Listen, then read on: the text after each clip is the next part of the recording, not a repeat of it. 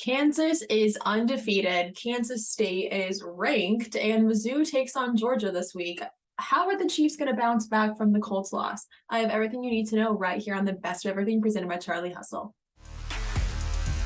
You are listening to KC Sports Network, the #1 podcast network for today's Kansas City sports fans. With former players from your favorite teams, informed perspectives, and former insiders, this is the place for you.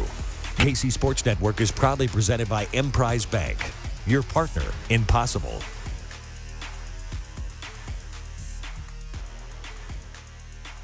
The Chiefs had a heartbreaking loss last week against the Indianapolis Colts.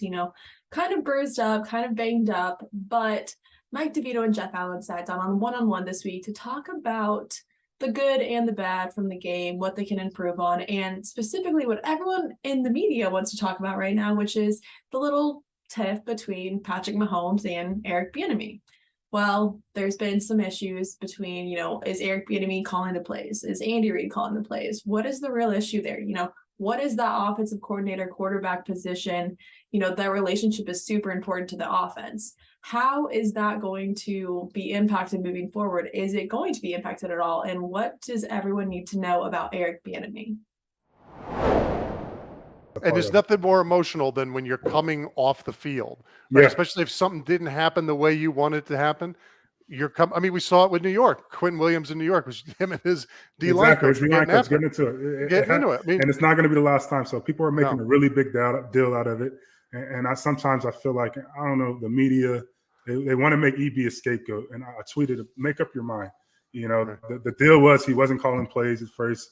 And then now when it's not going well, now he's calling plays. Yeah, isn't that how it works? At the end of the day, it doesn't matter. We just got to get the job done. We weren't very efficient running the ball. It was really bad. Missed some opportunities up front. Didn't protect as well as we should have. And special teams were a mess. The silver lining is, despite us giving up the game-winning touchdown, our defense played phenomenal, and they did a lot of good things, and we're going to be okay. And before we move on to that point, another thing I wanted to bring up too, and some people have highlighted this, but I think it's important. EB is a former player. Yeah. And so he's in a coach's role, but he's a former player.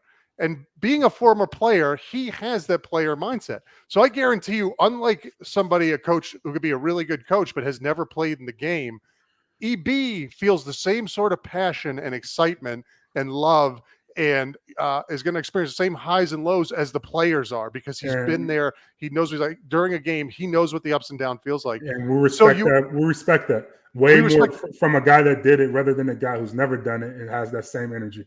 Exactly. Like, you don't know what the hell you're talking about. Shut up. Exactly. And I'm saying that to say that's the motivation behind his energy. That's why he is so fiery, is because he's one of us. He's one of us, and he's feeling the game just like we are. And I would imagine it's different than a normal coach who's never been out on that field. So put that all in perspective. I totally agree with you. It's just not something to worry about. Again, I'd be worried if they were just ignoring each other and, walking off the field, not interacting at all. That's more of a problem than, some back and forth because you're heated. Now, back to your point, Jeff, the offensive line. This is another thing that people have brought up all week. Are you worried at all about where the offensive line is at? Well, I'm not, just from the sense that historically, just early in the year, every offensive line struggles a bit. Right. Just because of the lack of training camp practices with pads. You alluded to that. And you talk about that. You're not able to do your job well. It takes a while to mesh. But there are some concerns dealing with the competition that we have. I mean, the Bucs have one of the best, if not the best, front seven in the league. So it's going to be another test. The Colts were a really good front seven. They had a good D lineman, and we didn't do a really good job. So I think we need to come out ready to go and give Patrick some time and the ability to step up. And he's not having to run around, and receivers need to make plays. It's a collective group effort. I don't want to just put on the offensive line. Right. Offensively, everyone could have done a better job, but it's not as bad as it looked. One team that is firing on all cylinders is the Kansas Jayhawks, or at least it seems as though they are undefeated, 4-0, and going to be playing Iowa State this week at home.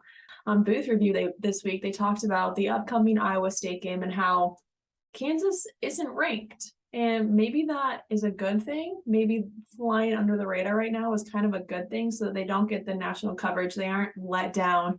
And this could be kind of like a game for them to really set the tone for the rest of their season.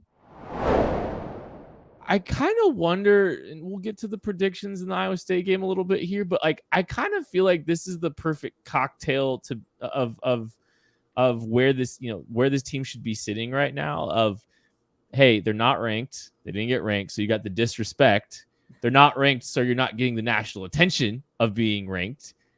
And they're probably a little upset about that. They've gotten through and they've broken through that wall of expectations a little bit, where I think this next game might be a little bit easier for them to navigate emotionally, and this week might be easier to handle than the Duke game, even though this is a more difficult football team to be preparing for. I think, like, emotionally, I could see this actually being a decent kind of space for KU to be in, honestly. Yeah, I think you both made points that are kind of where I'm at. Like, Michael, what you brought up about the Buffalo guys who transferred, who came with Lance Leipold and joined this team. Like, locker rooms are not homogenous. There are going to be 10, 15 guys in that locker room who are paying attention to every single thing that's going on with rankings and national media. And, we didn't end up on SportsCenter. That's annoying, and texting everyone. There's going to be 10, 15 guys who just don't care. And then there's a bunch of other guys who are going to be in between, and maybe more of both categories. But I tend to think those Buffalo guys have done a really good job of, like, settling people down, making them kind of, helping them get through the sort of week-to-week grind and understand things. Kent, I think you're right. I think Kansas not being ranked, not getting all that national buzz gives them a chip. It gives them something to work with, and I'm still a little bit concerned. Michael, you mentioned 2019. I feel like I've covered enough KU teams that win one game and then the next week lay an egg, and you hear that they, like, took an opponent lightly. And I know you're in the same boat. Mm-hmm. I'm a little bit concerned about that. I'm not super concerned. Any level of concern there with you that this might be a week where KU gets a little bit of a reality check? I think it will be to some degree, because I think if you were to ask Iowa State fans, they tell you the same thing you just said about Kansas, where Iowa State fans look at Kansas right now and say, hey, they're getting all the national love. Everyone's picking them to cover the 3.5 point spread. They're picking them to, go deep in Big 12 plays of maybe a Big 12 dark horse. And I think from their perspective, it's all right, let's go in and ruin that party. And I think equally for Kansas, they do have the chip on their shoulder. And I think that too, this team can be good when they do have that chip on their shoulder. I don't think they've maybe been in that position a ton at this point, where they've been kind of the team that has been slighted in some way, because in the past it's been zero expectations like last year. And so far this year, you're playing as house money. So it's definitely a different situation than I think they've been in any other week this season. And it makes it really interesting, because I think you do look at the leadership of the team, right? Jalen Daniels does not care about this stuff. I can tell you that pretty soundly. You think about him, the other leaders on defense, they're guys that just don't care. Like Craig Jones at Ohio State, and he understands what it's like to be ranked and in the college football playoff. And yet I don't think he's going to be too caught up about this. So I think they have the leadership to work with it, but I do still agree that this is a different spot than I think they've been in all season. Well, the leadership is something that is really important, especially in the NFL. As we know, Patrick Mahomes and Travis Kelce, arguably the two offensive leaders for the Kansas City Chiefs. Patrick Mahomes is one of the younger ones, being quarterback. He still has that role to be a leader. And Travis Kelce, everyone knows him, everyone loves him. But the guys on Breakdown sat down this week to talk about what works in the offense, what they're seeing. And Matt Castle gives his insight into what Patrick Mahomes is thinking as a quarterback, where are the receivers going, what is the lineman doing. Actually super interesting. If you are really interested in the breakdown of plays, offensive and defense, check out the full show, The Breakdown, because they go through so many different plays and you can really understand what is going on in the full scheme. Okay, so they're in one of their favorite formations, right? They got Travis Kelce up top. They got three wide receivers down here, and so it's a combination route. And when you look at it, when you start pre-snap, you're looking at split safety, and it's 3rd and 5. But it really kind of looks like the backside up here where Kelce and the halfback are. It's playing more like man, and they sometimes will do this. It's called a mixed coverage. They got zone to the front side. They've got man to the backside. The reason you can tell that is that Will linebacker is lined up directly over the halfback right there. And then that free safety over there up top, he's going to push over. And what we called this was 44 push with a mag backside. And if I'm getting too technical, let me know. But what he's going to do is give presence on any vertical route coming into his zone, right? So when they run this route, you're going to get a spot route by number 1 down here at the bottom. The second guy, and I think that's Juju Smith, he's going to run the in cut off of his wake. So he's going to come inside, run the in cut off his wake. And really what you're trying to do is you're trying to make that linebacker make a decision. If he gets depth on the in cut, you can throw the spot in front of him. If he overplays that spot route and commits to that, now you usually have that in cut in behind him. And to me, right now, the corner by number 3 down low is dead. Absolutely. And you'll see as this plays out here, Mahomes is going to have a chance to step up in this pocket. Do you think he should have stepped up and tried to deliver this ball in the in cut instead of trying to extend the play and get outside the pocket here? Right now, and if I'm being critical and all that stuff, and I don't like to be critical of Patrick Mahomes because he plays at such a high level, and we all know, but if I'm coaching the quarterbacks, I'm saying, hey, we've got an opportunity to step up here. And as you watch the play to develop, it will give him an opportunity to make this throw, to see the play develop. Just step up, settle your feet, because you can see that inside linebacker. That's what look at Juju Smith right here. He's wide open, but that inside linebacker commits to that underneath spot route. And that's your read right there. You're trying to read what's happening there. And when he commits, you can see that huge vacancy in the middle. He's wide open right now. And that's a conversion on 3rd down that keeps the drive going and everything else. And that was just an opportunity where, look, he's made 100, thousands of plays outside the pocket that we've all seen and been like, wow. I mean, you don't ever second guess it. But in this particular case, if you're staying within the structure of the offense, you tell him, hey, we want to step up, give it a little bit more time to develop, and throw that ball right there to Juju Smith because he doesn't have to get out of the pocket at that point. Talking about the offense and breaking it down on KC Laboratory this week, the Live Lab, they talked about Patrick Mahomes and the offensive line. Orlando Brown, he has kind of been a letdown this year. They tagged him this season with a franchise tag, and probably the best decision because he's not really living up to his expectations right now.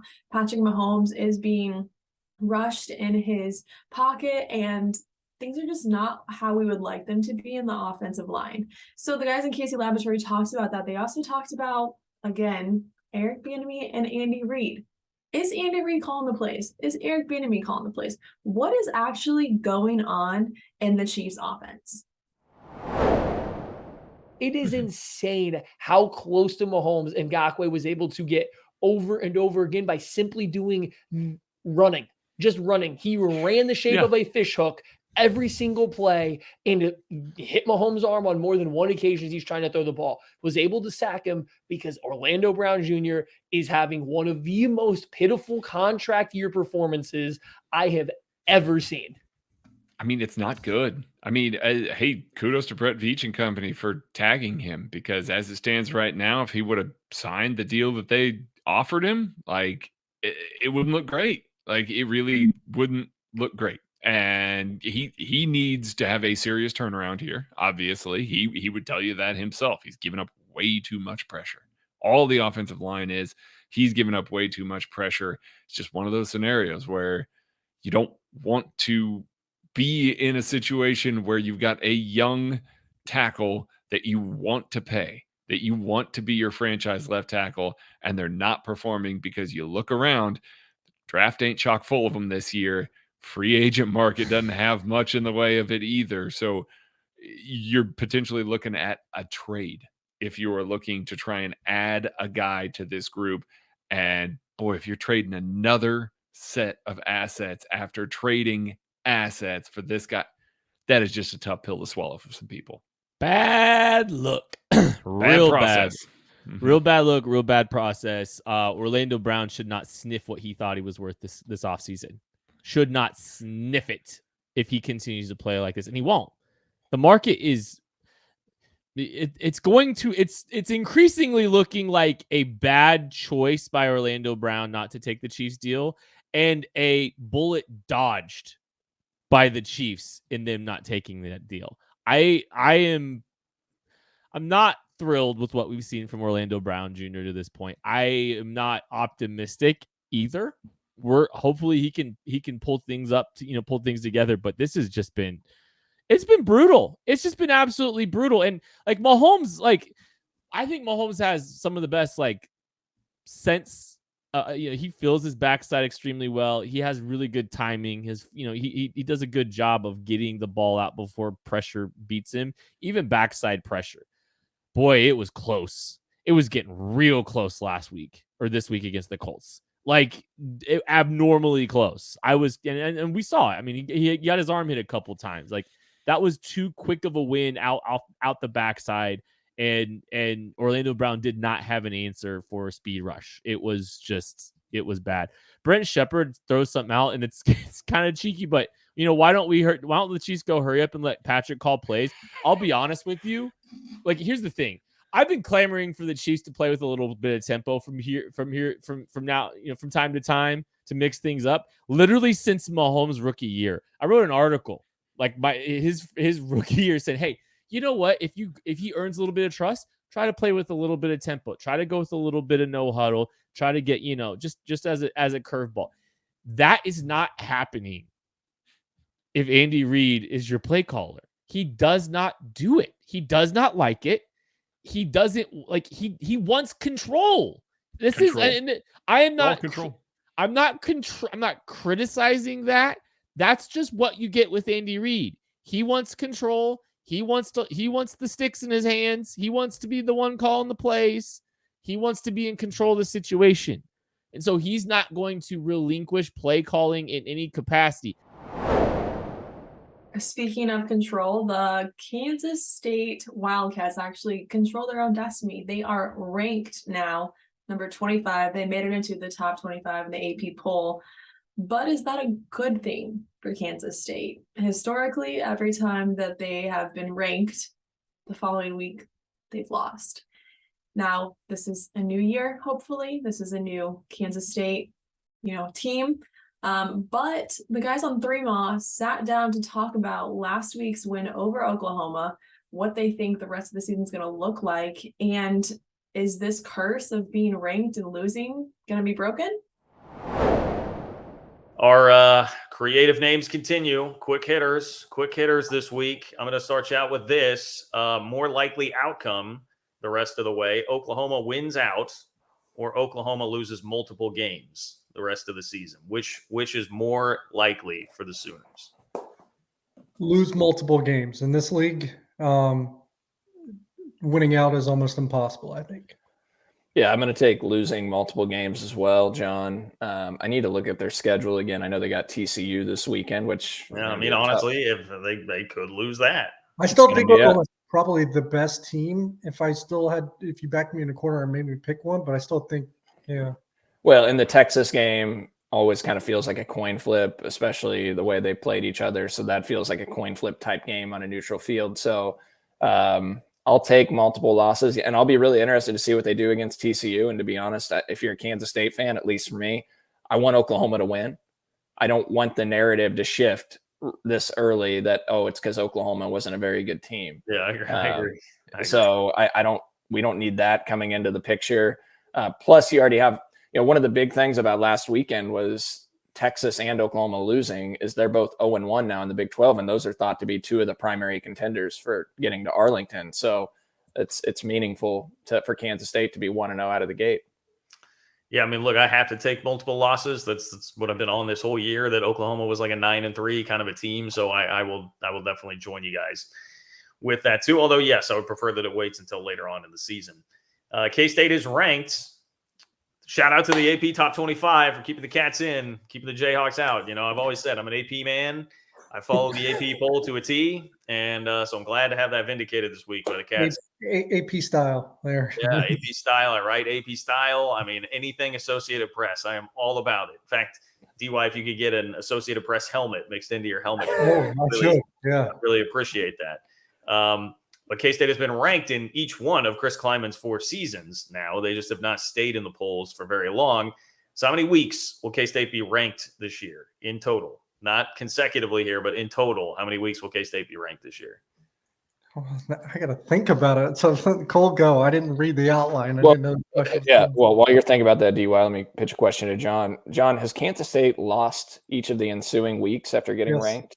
all 3 years, the previous 3, or in 2020, I feel like they might have maybe won an additional game because they started 4-1. Yeah, right? 2020 probably not, because it was Oklahoma, then you backed it up with Tech, and then you backed it up winning at TCU, and that was when Will Howard was still playing quarterback. So they won a couple of games after that. Yeah, I think 2019 and 2021, they got ranked after 3-0 non-con starts, right? Snuck into the top 25 and then went to Oklahoma State both those years and lost those games. So, well, Kansas State is looking ahead to continue the wins. They just defeated Oklahoma and now they are ranked, hopefully trying to break the curse of losing their next game being ranked. And the Chiefs are also looking forward to Tampa Bay this weekend, Sunday night. It has finally been decided that they will play in Tampa Bay. It is not going to be moved as previously thought due to Hurricane Ian. The damage in Tampa Bay was not as strong as further south. So the game will go on in Raymond James Stadium, and it is a big game for both teams. Now, on Outside the Trenches this week, Tucker talks about what the Chiefs really need to do to focus on to defeat Tampa Bay and Tom Brady. It is a big game. You know, it is at home, Sunday Night Football, and it's Tom Brady and arguably his last season in the NFL. We don't really know what's going to go on there, but it could be the last matchup between Mahomes and Brady. Now, what comes out of that, we don't know, but it is definitely a big game for both teams. The Chiefs bouncing back from a loss and Tampa Bay coming to defend their home territory. Now, what can the Chiefs do to go in there and come home with that win? And I think if the Chiefs go out and focus on what they can do instead of worrying about Tom Brady and what's going on over there, listen, this is probably Tom Brady's last year of football. And I think that I don't think I brought this up. That's probably why the Buccaneers might have a little bit of pressure in this game, is because this is probably his last year. And I think that could kind of play into this game, this last Patrick versus Tom type of matchup, barring a Super Bowl, because that's the only way that they would play again after this week. But I think for the Chiefs, I would find it hard for an Andy Reid coach team not to come out after that game and be very polished and be very conscious of what they are doing themselves instead of what the other team's doing. Yeah. Wait, what was the question again? Why you think the Chiefs will bounce back against the Bucs? I wanted to clarify. I had like 12 different thoughts. So I think anytime you get a loss, it definitely makes you reevaluate things. It makes film that much more difficult. Even if let's say a few things would have happened correctly and the Chiefs would have won that game, there's still a lot of stuff that needs to be cleaned up within the Chiefs. And I think a W, you kind of gloss over that stuff. And with the loss, you really, really scrutinize those little details that you missed. And so I think what they're going to happen is I'm hoping that they get more of an identity at running game. For such a complex route tree and passing system, their running game sucks. And they don't have a pulse on this O-line. They don't know what this O-line can do. They're asking to do things where it's like, yeah, it's not really the best fit. And it's like you need downhill run plays in the goal line and short yardage, because that damn fullback to the inside is not cut anymore. No one's fooled by the Kelsey pitch anymore. None of this stuff. Like, why are you giving the ball to the tight end when, you get some downhill running plays? I like Pacheco in the short yardage. I like Clyde Edwards-Helaire in short yardage. I like Clyde Edwards-Helaire from a draw scheme, from a, that Le'Veon Bell sort of scheme, right? That's Clyde Edwards-Helaire. Like, I think Kansas City for a run game should adopt that Pittsburgh-size O-line, big bodies. And they should adopt that Pittsburgh scheme with was it Le'Veon Bell? And it's like, we can have that patience, because these guys can block, they can hold up. And guess what? It simulates pass pro, which is what they're doing 95% of the damn time anyways. So if they don't get the run identity established, and you're not going to win the ball handing off to running back 7 times. You can get no feel for the game. You can't get into rhythm. You can't see what's out there if you go in 7 times. You get 7 touches. I know you get more touches, catching the rock and stuff like that, but that ain't going to happen. 15 to 20 touches minimum running the rock. And they'll win. And they will win. I guarantee they'll win. If you give 20 touches, 15 to 20 touches to CH, you'll win. be interesting to see how they play, because one of the things that stood out during the Super Bowl, anybody who's watched the Bucs, is the way that their linebackers can run.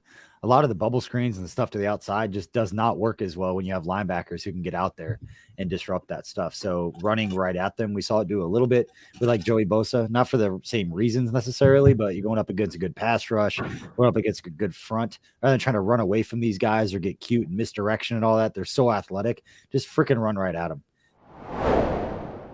Obviously, everyone knows that last week against the Colts, there was a few plays that Chiefs wish they could have took back. And with Mizzou last week, it came down to one play, but there was other plays that could have gone the other way as well. It was really a one possession game and one play game. I don't think one play actually dictates the entire game, but Mizzou suffered a heartbreaking loss in overtime to Auburn. So on Mizzou, that's who Gabe DeArmond kind of talks about the letdown of that play, that game, and how he's kind of disappointed in the coaching right now. I think everyone is a little upset. They're trying to point fingers, figure out what's going on at Mizzou. So on Mizzou, that's who they talk about the issues and how they can address them and move forward. The thing about a one possession game is the play we remember as the last play. And look, it did figure into losing the game. There's no question. There's nothing mean about saying that. It did. But I honestly think the worst one is jumping off sides on the field goal. Yeah. Like Mevis missed. Hey, guys miss sometimes, but the offsides, it was the second time they did it. The first one didn't hurt him because Auburn's kicker is very poor. Mm-hmm. He's not good at kicking, really. So tough. But then you do it again. And by the way, we're not talking about a Connor Wood hold 10 yards behind a play that took Missouri out of field goal range in regulation. I mean, it's the same. They are, I think, 121st in the country in penalty yards per game. And that you can blame the coach for. And I feel like we have been in every single episode that we've been, because I have said penalties. I even wrote it down on my paper. I'm like, penalties, penalties, penalties.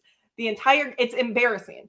Every single time I'm like, oh, hold, oh, offsides. Anytime we have a good play, it feels it's not every time, but it feels that way because they're always on plays that matter. And that play mattered, and there was no discipline. And I use the word discipline on Twitter probably 70 times on Saturday, but that was a big thing. And I kind of want to go back to what Pete did. And I know, he reached the ball over. He wanted to score. I don't think he was showboating, and I may have felt that in the moment until you kind of rewatched it. But I don't know. You're not supposed to do it. They tell you not to do it. And the commentators for the game against Abilene Christian last week talked about ball security with Mizzou and how our wide receivers were running with the ball, not tucked, doing all this stuff. They were talking about ball security on the broadcast. So at some point as well, I blamed coaching a little bit on that, because I'm like, is this happening just regularly? Because it's routine at this point. You're seeing it a lot. I mean, KJ Jefferson did the same thing for Arkansas. Yeah. And actually did it from much further away. And somebody was telling me that Sam Pittman said after the game, look, we tell them not to do it all the time. Like we work on that. We tell them not to do it. And he said, but if they did everything we told them to do, we would win every game. I mean, and that goes back to they're not robots, right? You can drop the play, you can tell them what to do, and sometimes they hold, and sometimes they dive for the pylon and don't make it because they're 20-year-old kids. But yeah, that was the reaction in the press box even when that happened. Like, I've never quite been around a play because we're supposed to just, hey, no reaction and all that. Right. But I mean, the Mevis miss and the Pete thing, there were like audible, oh my God. I mean, one of them might have been me. I was, you just stunned. Well, hopefully Mizzou does not suffer a heartbreaking loss again this week. I think there's a lot of questions surrounding that entire organization right now, and hopefully they get it figured out. But will Kansas remain undefeated after this week? Will K-State remain ranked? Can they climb up in the rankings, or will they drop out? And can the Kansas City Chiefs go into Tampa Bay Sunday night and defeat the Buccaneers and Tom Brady? We will see this week. This has been the Best of Everything presented by Charlie Ussel.